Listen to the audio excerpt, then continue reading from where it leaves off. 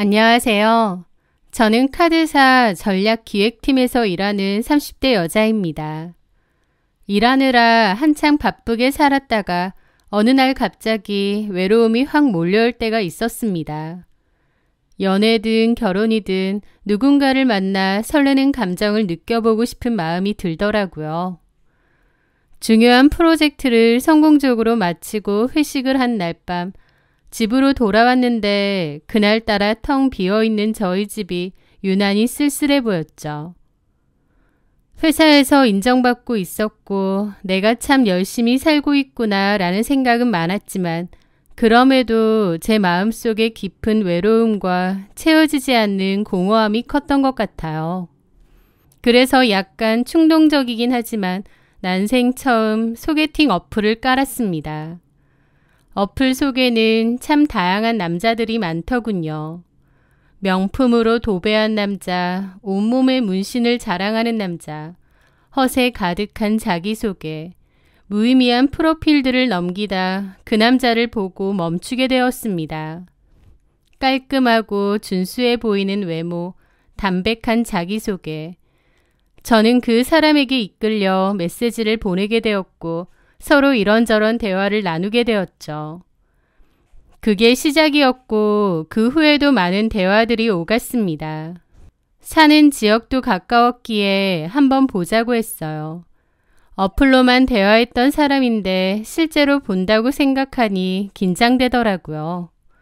그렇게 약속 장소에서 기다리고 있는데 한용준이 나왔습니다. 한용준은 삐까뻔쩍한 최신 BMW를 타고 도착했더라고요. 그 남자는 사업을 한다고 자신을 소개했는데 아는 형과 동업으로 헬스 관련 사업을 한다고 했죠. 그가 입은 옷과 시계는 누가 봐도 고가의 명품이었습니다. 그냥 딱 봐도 돈이 많아 보이고 여유가 많아 보이는 사람이었어요. 그런데 그 화려한 겉모습과는 달리 그 남자는 제게 진심 어린 눈빛으로 다가왔습니다. 자기도 어플은 별로 안 해봤는데 저 같은 사람이 나올 줄 몰랐다며 운이 좋았던 것 같다고 하더라고요. 이제 와서 생각해보면 그것도 뻥인데 그때는 진짜인 줄 알았습니다. 어쨌든 그 남자와 저는 즐거운 시간을 보냈고 그 후에도 계속 연락을 하고 지냈어요. 그러다가 그 남자는 제가 좋다고 했고 적극적으로 구애를 하더라고요. 나의 어떤 부분이 그렇게 좋았느냐 하니까 의외로 저에게서 지적인 부분이 많아서 좋았다는 겁니다. 저 어렸을 때부터 운동만 했던 사람이라고 얘기했었죠. 그랬죠. 야구부였다고. 맞아요. 야구부였다가 부상당하면서 야구는 그만두게 되고 지금은 그때 야구부 친한 선배였던 형이랑 헬스 관련 사업하는 거거든요. 하여튼 저는 학창시절 내내 운동만 했어서 그런지 솔직히 말해서 공부도 좀 못하고 머리에 든 것도 많지는 않아요. 에이, 안 그래 보이시는데요. 정말요. 그래서 예전부터 공부 잘하고 똑똑하고 자기 분야에서 전문성을 가진 여자분이 그렇게 멋져 보이더라고요. 예진 씨가 딱 그런 것 같아요. 학교도 좋은 데 나오고 대기업 다니고 대화해보면 교양도 넘치고. 저 그렇게 우아하고 교양 넘치는 사람 아니에요. 대화 좀 해보면 알죠. 저처럼 사업하는 사람들은요. 사람 만나서 얼굴만 봐도 대충 견적 나오거든요. 예진 씨는 확실히 좀 품격이 있는 것 같아요. 저랑은 좀 다른 성격. 그래서 더 끌리는 것 같고요. 그 말은 맞는 것 같습니다. 저랑은 좀 다른 성격과 분위기였는데 그래서 그런지 저도 그 남자에게 더 끌렸거든요. 호탕하고 남자다운 성격, 그러면서도 저를 존중하고 칭찬을 아끼지 않는 모습에 저도 그 남자가 마음에 들었습니다. 그리고 저희는 사귀게 되었습니다. 그 남자는 늘 최고급 레스토랑에서 식사를 했고 제가 무심코 예쁘다고 말했던 가방을 다음날 바로 선물하는 등 고가의 선물을 안겨주며 사랑을 표현했습니다.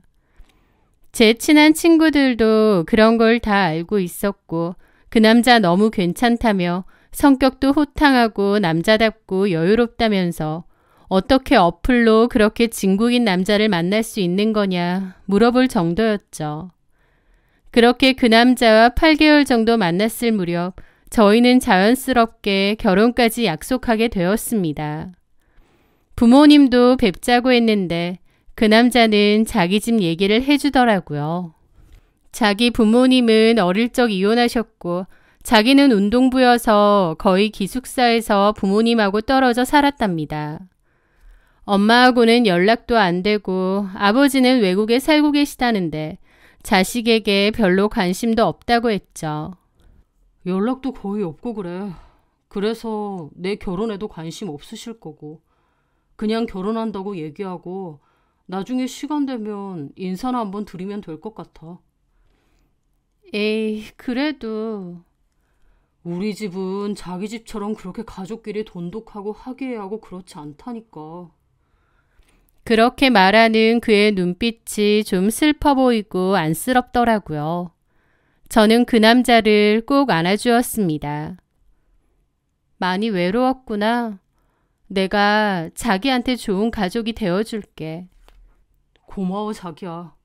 그래도 나 괜찮아. 이렇게 잘 컸잖아. 멋지게 성공도 하고 이렇게 예쁘고 잘난 여자랑 결혼도 하고. 맞아. 우리 행복하게 살자. 나 그러려고 열심히 돈 버는 거야. 자기도 알지? 나 능력 좋은 거. 그럼 알지. 많은 나이도 아닌데 이렇게 사업으로 성공하고. 멋져. 맞아. 나 좀 멋진 놈 같아. 하여튼 나는 자기랑 결혼해서 멋들어지고 행복하게 살고 싶어. 내가 그래서 봐둔 집도 있어. 전부터 결혼하면 살고 싶었던 집. 그는 저희 지역에서도 가장 비싼 시세를 자랑하는 한 주상복합 아파트를 신혼집으로 해오겠다고 했습니다. 평수도 넓고 주변 인프라도 좋아서 시세가 굉장히 높은 곳이었죠. 그 얘기를 들었을 때 저도 상당히 놀랐습니다. 그 남자의 평소 씀씀이를 봐서는 사업으로 돈을 잘 번다는 건 알았는데 신혼집으로 그런 집까지 턱턱 해올 수 있다니 돈을 그렇게까지 잘 버나 싶더라고요. 어쨌든 그렇게 결혼 준비를 하게 되었고 친한 친구들에게도 이 소식을 전했습니다. 그런데 제 결혼에 유난히 큰 관심을 가지는 친구가 있었는데요. 바로 제 대학교 친구인 선아였어요. 선아는 필라테스 센터를 운영하는 강사이자 원장이었습니다.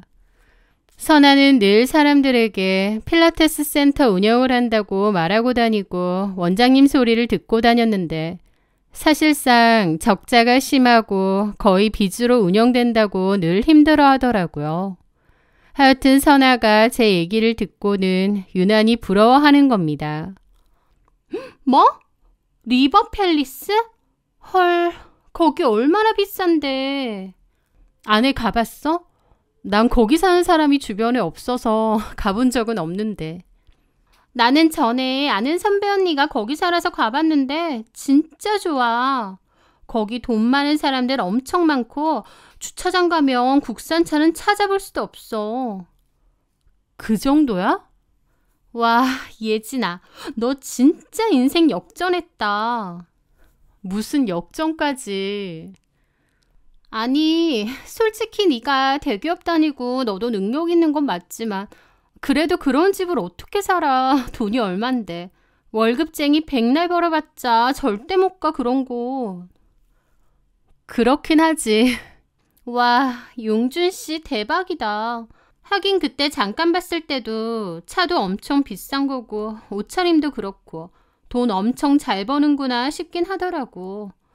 와, 부럽다. 우리 정수는 언제쯤 잘 되는 거야? 아니, 잘 된 날이 오긴 하는 거야? 선아에게는 5년 정도 만난 남자친구가 있었는데요. 이름은 오정수이고 제가 소개해줬습니다. 정수랑 저는 고등학교 동창이었거든요.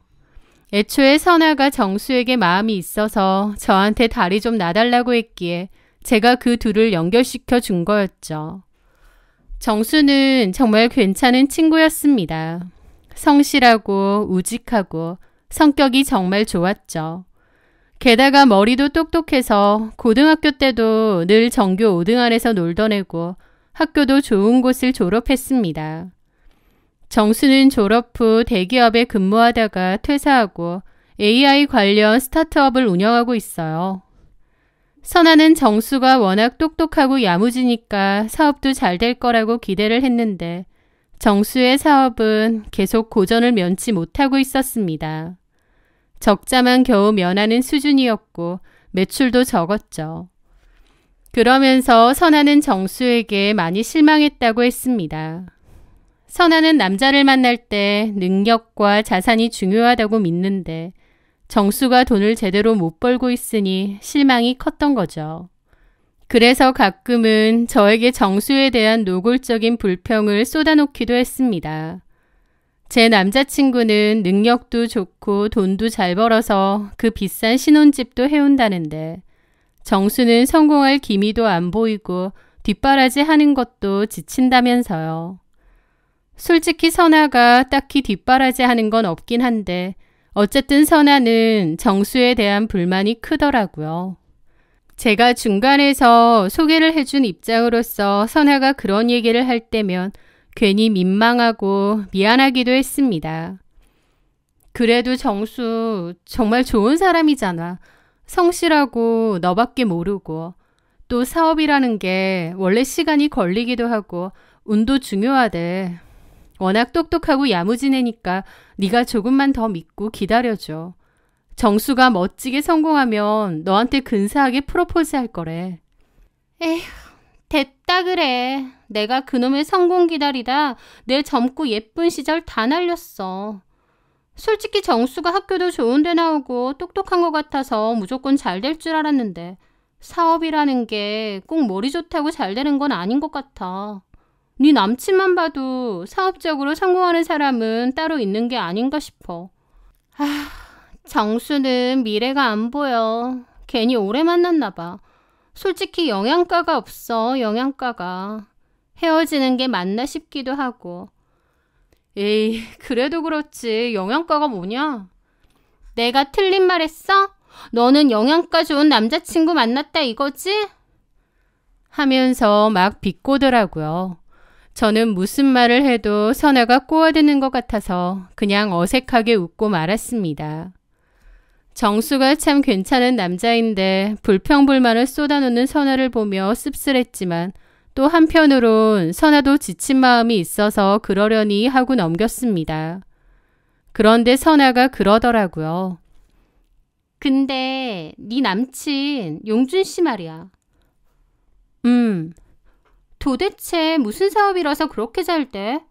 헬스 관련 사업이라고 안 했나? 나도 운동 사업하고 있잖아. 맞아. 너도 필라테스 센터 운영하는 거니까 둘이 통하는 게 있겠다. 그럼 다음에 기회 한번 만들어줘. 기회? 아니다. 그러지 말고 우리 넷이서 놀러 갈래? 넷이서? 커플 여행으로. 어때? 재밌을 것 같지 않아? 재밌겠네. 그럼 우리 가보자. 내가 계획은 짤게. 그렇게 선아의 주도 아래 4명이서 함께 1박 2일로 여행을 가기로 했습니다.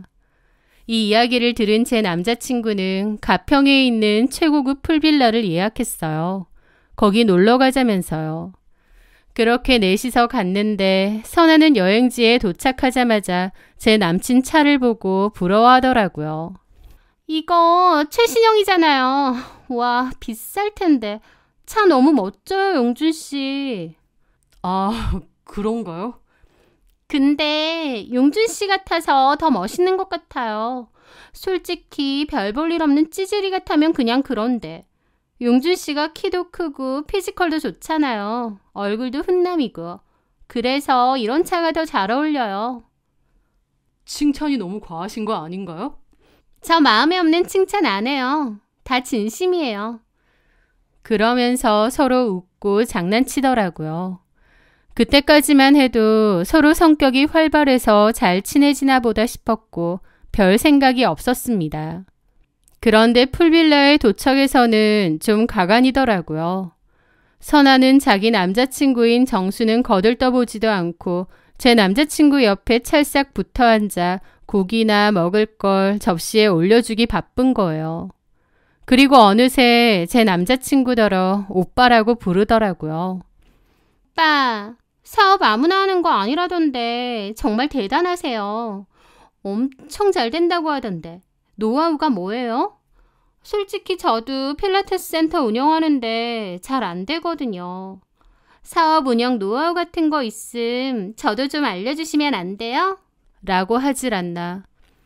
오빠 같은 사람이랑 결혼하는 예진이는 정말 복 받은 것 같아요. 전생에 나라를 구했나 봐. 라면서 웃으며 제 남친 어깨도 때리고 기대고 불편한 추파를 던지는 겁니다. 그걸 지켜보는 저는 좀 불쾌해졌죠. 솔직히 저도 저지만 정수도 무슨 꿔다 놓은 보릿자루나 투명인간 취급을 하는 것도 좀 그랬죠. 좀 뭐지 싶긴 했지만 애써 좋은 분위기를 망치고 싶지 않아 그냥 가볍게 생각하려 했어요. 선아도 그렇고 제 남친도 워낙에 외향적이고 활발하고 사람 좋아하는 성격이다 보니 스스럼 없이 친해지나 보다 하고요. 정수도 성격이 둥글둥글 좋다 보니 선아가 그렇게 해도 그냥 좋게 넘어가는 것 같더라고요. 어쨌든 그렇게 불편한 여행을 갔다 왔는데요. 문제는 그 후부터였습니다. 그 뒤로 선아와 연락이 잘 안 되었거든요. 무슨 일 있나 싶었는데 정작 다른 친구들하고는 연락이 된다고 하더라고요. 그래서 나한테 뭐 서운한 게 있었나? 왜 그러지? 하던 찰나였습니다.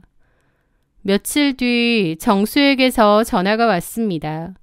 정수의 목소리는 완전히 잠겨 있더라고요. 예진아, 선아랑 연락 좀 되니? 정수야. 선아? 아니, 나도 요즘 연락이 잘 안 돼. 근데 무슨 일이야? 나보고 헤어지자는 문자 남기고 연락 두절이야. 뭐라고? 헤어지자고 했다고? 나한테 장문의 문자를 보냈더라고. 자기는 반짝이는 삶을 살고 싶은데 내가 자기 발목을 잡고 있는 것 같대. 자기를 놔주라고 하더라고. 대화라도 하고 싶은데 연락도 안 되고 센터 찾아갔는데 직원들이 못 만나게 안 해. 한 번만 더 찾아오면 경찰에 신고할 거라고 하더라고. 그렇게까지 말했다고? 기가 막히더라고요. 무슨 이유로 헤어지자는 건진 몰라도 그래도 5년이나 만난 남자친구잖아요. 헤어질 때도 예의를 지켜야 되는 거 아닌가요? 자기 마음 변했다고 일방적으로 통보하고 정수가 찾아가니 안 만나주면서 한 번만 더 찾아오면 경찰에 신고한다고 했다는 거예요. 정수는 너무 힘들어했고 저도 화가 났습니다. 하지만 선아에게 물어보고 싶어도 선아는 제 연락까지 피하며 잠수를 탔어요. 아마 저랑 정수랑 친구 사이니까 제 연락까지 안 받는 모양이었죠. 그런데 그맘때 진짜 어이없는 일이 생겼습니다. 바로 제 남자친구 한용준 역시 연락이 잘 안 되는 거예요. 매일같이 오던 사랑의 메시지는 끊겼고 제가 보내는 장문의 카톡에는 몇 시간 뒤에야 바쁘다, 나중에 연락하겠다 같은 식으로 피하는 답이 왔죠. 연락도 안 왔고요. 그러더니 저한테 일방적으로 문자를 보낸 겁니다. 헤어지자고요. 선아가 정소에게 했던 방식 그대로 한용준이 저한테 헤어지자고 한 겁니다. 그때 깨달았어요. 아, 최선아랑 한용준 사이에 뭔가가 있구나. 그 둘이 뭔가가 있었던 거구나 라는 것을요. 게다가 제 예상대로 최선아와 한용준이 함께 있는 모습을 다른 친구에게서 전해 듣게 되었습니다. 알고 보니 그 둘은 커플 여행 갔을 때 눈이 맞았던 겁니다. 선아가 그렇게 한용준에게 치대고 끼를 부리더니 결국 그 둘은 몰래 연락처를 교환한 모양이었고 여행 갔다 와서 만나왔던 것 같더라고요. 최선아가 먼저 정수에게 헤어지자고 했고 그 후에 한용준도 저에게 헤어지자고 한 거고요. 기가 막혔고 이 사실을 정수에게도 이야기해 주었습니다. 정수도 기함하더라고요. 그리고 배신감에 너무 힘들어했습니다. 저는 다른 친구 폰으로 최선아에게 전화를 걸어 따졌습니다. 그런데 최선아는 조금도 미안한 기색 없이 그러더군요. 일이 이렇게 된 건 미안하지만 용준 오빠랑 나랑 서로한테 그냥 운명적으로 끌렸던 것 같아. 어쩌겠어. 사람 마음이라는 게 마음대로 되니? 오빠도 사실은 나처럼 화려하고 활발한 여자가 좋대. 사실 너는 좀 답답하고 지루할 때가 많았다고 하더라. 여행지 가서 아주 열심히 꼬시더니 성과가 좋네. 유치하게 비꼬지 마. 내가 언제 열심히 꼬셔. 그냥 오빠랑 나랑 통한 것뿐이야. 너 나한테 미안한 것도 없니? 나도 그렇고 정수한테도 미안한 거 없지? 인연이 끝난 것뿐인데 내가 뭘 미안해야 되는데? 막말로 너랑 용준 오빠 결혼이라도 했어? 아니잖아. 와, 너 이렇게까지 뻔뻔한 인간이었니? 함부로 말하지 마. 한용준이 외제차 타고 다니고 그 비싼 집 신혼집으로 해온다니까 눈이 돌아가디? 참나, 그렇게 비난하면서 정신승리하면 좀 나아지니? 너 나한테도 그렇지만 정수한테도 이러면 안 돼. 네가 뭔데 그딴 소리야. 네가 오정수 엄마라도 돼? 오정수랑 나랑 그냥 사귀다가 안 맞아서 헤어진 것뿐이야. 말이야 바른 말이지. 그냥 헤어진 게 아니라 더 조건 나아 보이는 사람한테 환승한 거지. 그래서 뭐 어쩌라고. 벤츠가 나타났으면 똥차 버리는 건 당연한 거 아닌가? 뭐라고? 정수가 왜 똥차야? 걔 똥차야. 사업한답시고 일 버려놓고 아직도 그러고 있는 거 보면 모르니? 불쌍하면 네가 거두던가. 더 이상 우리 연락하지 말자. 그게 선아와의 마지막 연락이었습니다. 정수와 저는 너무 황당한 이별을 맞이했던 거죠. 정수도 어이없어 하고 저도 그렇고 저희 둘은 전에 잘 가던 동네 포장마차에서 술을 마셨습니다. 서로 위로를 해줘야 될지 한탄을 해야 할지 그 상황이 어이없더라고요. 서로의 연인들에게 뒤통수를 맞은 같은 처지였기에 저희는 서로 위로해주고 그냥 훌훌 털어버리자고 했습니다. 그러면서 종종 만나서 허심탄회하게 얘기도 하고 시간이 지나면 이런 것들도 다 웃으며 얘기할 수 있을 거라고 정신승리도 했죠. 그렇게 그맘때 정수를 자주 만나게 되었습니다. 그런데요. 그렇게 같이 하는 시간이 길어지면서 친구였던 서로에 대해서 또 다른 모습을 발견하기 시작했습니다. 배신이라는 같은 상처를 겪으며 저희는 서로의 아픔을 누구보다 잘 이해했고 어느새 서로에게 가장 큰 위로가 되어주었죠. 그런 과정에서 서로에게 안타까움 같은 것도 느꼈고 점차 친구 이상의 감정이 싹트기 시작했습니다. 그러다가 저는 정수와 연인 사이로까지 발전을 하게 되었어요. 연인들에게 차이고 서로 위로해주다가 정수랑 제가 마음이 맞아버렸던 거죠. 선아는 제가 정수와 만난다는 얘기를 듣고 다른 친구들에게 버려진 것들끼리 잘 만났네, 꼴 좋다라며 비웃었다고 했습니다. 하지만 최선아가 뭐라고 하든 저는 정수와 행복하게 잘 만나게 되었어요. 그리고 최선아와 한용준은 만난 지 5개월 만에 혼전 임신으로 결혼을 한다고 하더군요. 최선아는 한때 제가 신혼집으로 들어갈 뻔했던 그 비싼 주상복합에 들어가서 살게 되었다고 입이 귀에 걸렸습니다. 그 비싼 집안을 채우기 위해 고가의 혼수들을 채워 넣었는데 그 가격이 어마어마하더라고요. 저는 더 이상 최선아와 한용준의 얘기에는 관심이 없었고 정수와 예쁘게 잘 만나오고 있었습니다. 그런데 그맘때 정수의 사업이 대박이 터졌습니다.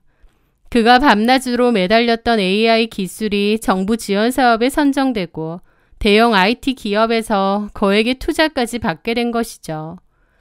뒤늦게 정수의 성공이 빛을 발하기 시작했습니다.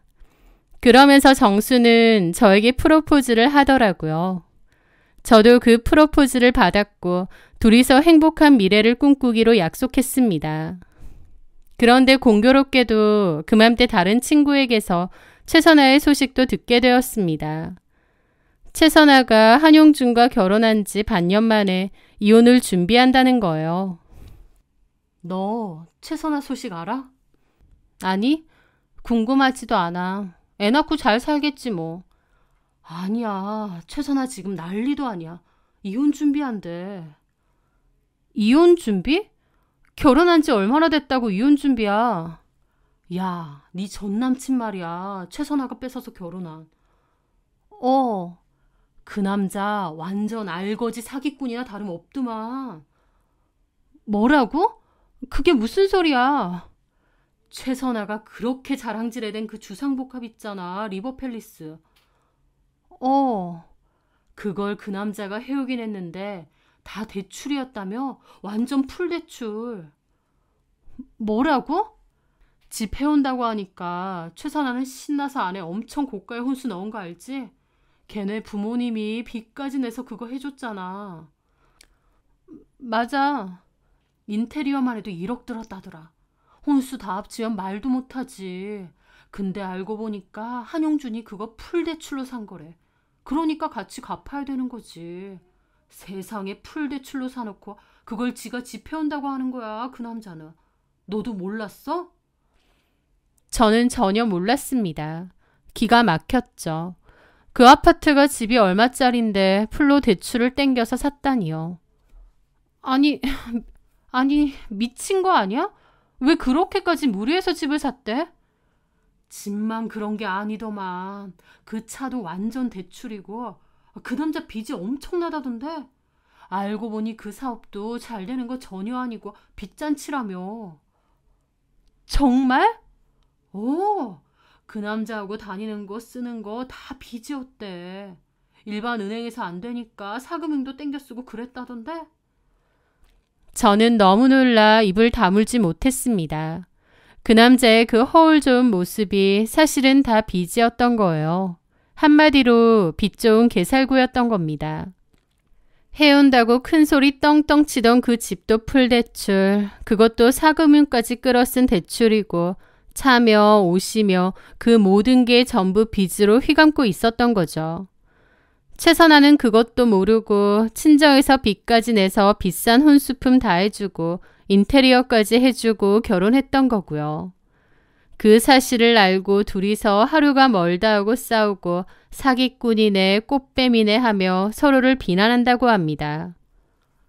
최선아도 솔직히 빚 많았잖아. 필라테스 센터도 잘 안 되고. 그래서 결국 그 센터 내놨다더라. 둘이서 돈 때문에 죽자고나 싸운대. 선아가 아주 땅을 치고 후회한다더라. 게다가 정수 씨 요즘 엄청 잘 나가잖아. 내 남친? 그렇지. 그거 알고는 며칠 밤낮으로 울고불고 난리였다더라. 자기가 5년 동안 기다렸을 땐 지질이 궁상이었는데 헤어지고 나니까 대박 터졌다고. 너만 좋은 꼴 났다고. 배 아파서 죽을라 그래. 그 말을 듣는데 기가 막히더라고요. 한용준이 돈 많은 줄 알고 친구 남친이고 뭐고 가로채서 뺏었는데 알고 보니 완전 빚밖에 없는 개살구잖아요. 영양가 없다던 정수가 진짜 알토란 같은 남편감이었고요. 그래서인지 최선아는 이혼하는 와중에도 정수에게 연락해서 그립다느니 후회한다느니 찝적댔다고 합니다. 정수는 다시는 연락 말라고 했다는데 다른 번호로까지 연락을 했더라고요. 저랑 같이 있을 때 연락이 왔고 정수는 스피커폰으로 저까지 들을 수 있게 했습니다. 정수야, 나 선아야. 내 번호 차단했어? 요즘 너무 힘들어서 그런지 너 많이 보고 싶다. 우리 5년 사귀는 동안 참 좋았잖아. 나 그때가 자꾸 생각나고 그래. 네가 참 괜찮은 남자였는데 왜 몰랐을까? 그녀의 목소리는 처량했지만 저는 그 안에 담긴 교활한 계산을 똑똑히 느낄 수 있었습니다. 정수는 차가운 목소리로 대답했습니다. 선아야.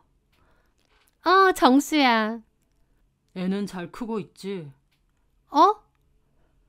한용준이랑 혼전 임신해서 결혼했었잖아. 어린 아기도 있는데 이렇게 전 남친한테 전화하면 안 되지. 애한테 안 미안해? 그 말에 최선아는 아무 말도 않더라고요. 5년 동안 우리 잘 만났지. 근데 그 마무리를 네가 어떻게 했어? 네 말대로 영양가 없는 나 버렸잖아. 네가. 버린 게 아니고. 뭐든 상관없어. 너랑 나랑은 이제 아무 사이도 아니니까. 그래도 너한테 고마운 건 있어. 네 덕분에 그냥 친구였던 예진이의 진가를 알게 되었고 나도 진짜 사랑을 만난 것 같아. 야, 예진이 걔 진짜 별로야. 계산적이고 한용준 개털인 거 알고 나한테 떠넘긴 거야. 하면서 없는 소리까지 하더라고요.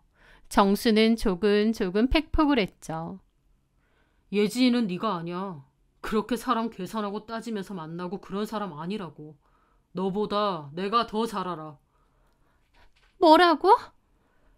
다시는 연락하지 마. 이렇게 좋게 받아주는 것도 이번이 마지막이야. 한 번만 더 연락하면 스토커로 경찰 신고할게. 네가 그때 나 신고하려고 했듯이 나도 똑같이 신고할 거야. 알았지? 정수의 말에 최선아는 어이없어 하면서도 아무 말도 못하더라고요. 그렇게 정수는 그 번호까지 차단을 했습니다. 그 후 저는 정수와 순조롭게 결혼을 준비하고 있습니다. 친구였던 최선아는 눈앞의 욕심 때문에 진짜 보석을 버리고 겉만 반짝이는 유리 쪼가리를 주운 게 아닌가 싶어요. 그리고 유리 쪼가리가 보석인 줄 알고 애지중지했는데 이제 지도 깨달은 거죠. 아, 내가 쓰레기를 주운 거구나 라는 것을요. 최선아의 불행을 비웃고 싶은 마음은 없습니다. 다만 그녀가 자신의 어리석음을 통해 눈에 보이는 것이 전부가 아니라는 것을 평생에 걸쳐 깨닫게 되기를 바랄 뿐입니다. 한때는 가장 친했던 친구와 사랑했던 남자에게 동시에 배신당하고 너무 비참했던 때가 있었습니다. 하지만 그 절망의 순간에 오히려 제 곁에 있었던 진짜 소중한 인연을 발견할 수 있었던 것 같아요. 어떤 아픔을 딛고 일어서면 더 나은 일이, 더 행복한 일이 기다리고 있다는 것을 다시 한번 깨닫게 되네요. 제 사연 들어주셔서 감사합니다.